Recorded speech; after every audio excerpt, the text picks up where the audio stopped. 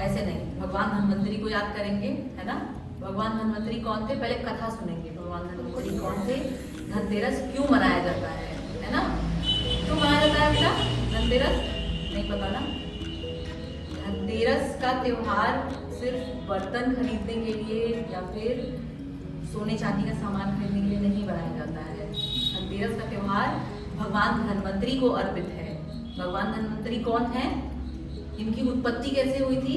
समुद्र मंथन जब हुआ था ना, समुद्र मंथन किस लिए हुआ था, जब देवता और दानव आपस में अमृत के लिए लड़ रहे थे, तो इंद्र जब अमृत लेके भागे तो समुद्र में गिर गया, और समुद्र बहुत विशाल, अब कैसे होगा। और सब लोग समुद्र मंथन किस लिए करवाए, उस अमृत के लिए। लेकिन जब समुद्र मंथन हुआ तो अमृत के साथ बहुत सारी चीजें निकली थी उसमें, जिसमें से भगवान धन्वंतरी भी आए थे।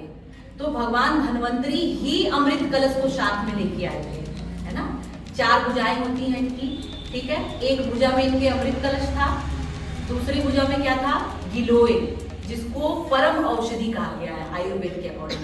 तो उनके चरण में देखो गिलोय अर्पित किया हुआ है। गिलोय को परम औषधि क्यों कहा गया है, क्योंकि सब तरह की बीमारी का इलाज गिलोय में छुपा हुआ है। घर में आंगन में लगा के रखना चाहिए, धन्वंतरी को अर्पित करना चाहिए और उनसे प्रार्थना करना चाहिए कि सब तरह के दुख दर्द को दूर रखें। इसीलिए आज के दिन त्योहार मनाया जाता है धनतेरस का।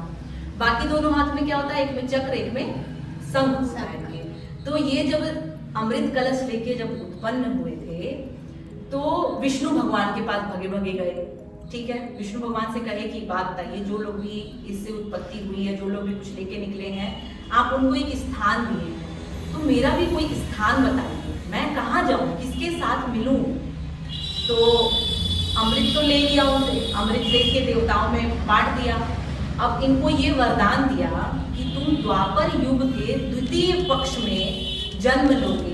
एक राजा के यहाँ, काशी में एक राजा थे, राजा काश नाम से, उनके यहाँ जन्म लोगे और धन्व इनके पिता का नाम था, तो धन्व के पुत्र के रूप में, धन्वंतरी के रूप में वापस से जन्म लोगे। और आयुर्वेद जो ब्रह्मा की स्मृति कही जाती है, यानी कि भगवान ब्रह्मा जो थे ना, उनका एक छोटा सा थॉट है आयुर्वेद। इतना बड़ा आयुर्वेद और ब्रह्मा जी की एक छोटी सी थॉट है, पर वो समझ नहीं पाए कि हम इसको किसको दें। तो जब ये गिलोय लेके उत्पन्न हुए तो ये था कि इनको देंगे। जब ये दूसरी बार जन्म लिए तो आयुर्वेद को 8 अंग में विभाजित किए, जिसमें मेडिसिन आता है, सर्जरी आती है, बहुत सारी चीजें आती है। मतलब जो तुम पीडियाट्रिशियन, जो काय चिकित्सा, बाल चिकित्सा जो पढ़ते हैं ना, ये 8 अंग में इसका पूर्ण रूप से विभाजन करके आयुर्वेद को एक नाम दिए। उससे पहले आयुर्वेद बहुत लोग के पास गया, इंद्र के पास भी गया, ब्रह्मा निकाले उसको, भारद्वाज को भी दिए बहुत लोग, लेकिन उसको एक स्थान नहीं मिल पा रहा था, विलुप्त था, नाम नहीं हो पा रहा था। तो ये है आयुर्वेद के पिता धन्वंतरी।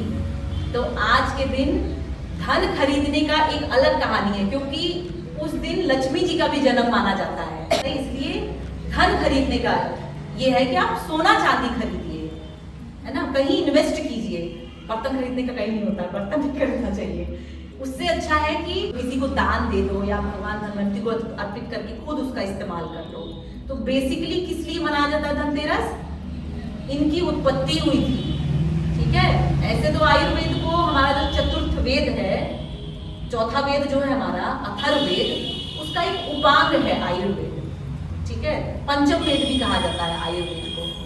तो भगवान धन्वंतरी से हाथ जोड़ के सब लोग प्रार्थना करेंगे कि सब तरह के दुख दर्द जितने भी हैं, जितनी भी आने वाली बीमारियां हैं, जो भी बीमारियां चल रही हैं, हर तरह के दुख दर्द से हमको दूर रखें। सब लोग प्रार्थना करो भगवान धन्वंतरी से हाथ जोड़ के।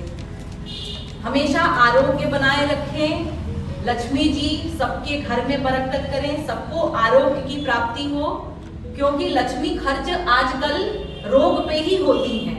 सबसे ज्यादा लक्ष्मी, धन लक्ष्मी कहाँ खर्च होती है, रोग पे।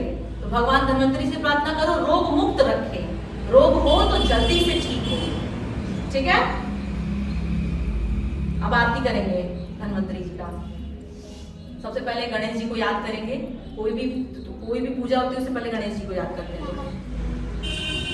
वक्रतुंड महाकाय सूर्यकोटि समप्रभा निर्विघ्नं कुरु मे देवा सर्वकार्येषु सर्वदा।